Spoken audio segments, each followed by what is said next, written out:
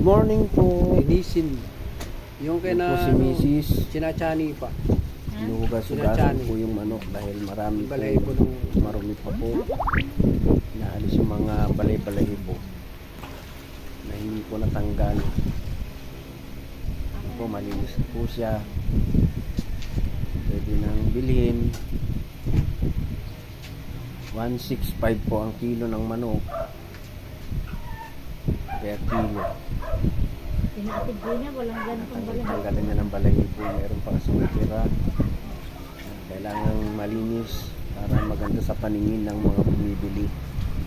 Yan po, maganda na po siya. Sariwa na po. Yan, nililinis-linis po ng aking asawa yung manok.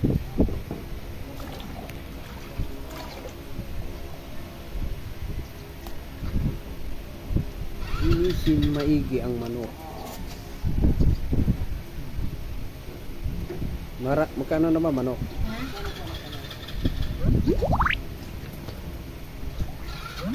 Po, may bibili na po.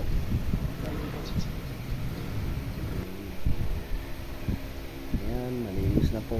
Naihanda. Kano po manok? Ale. 65 po ang kilo.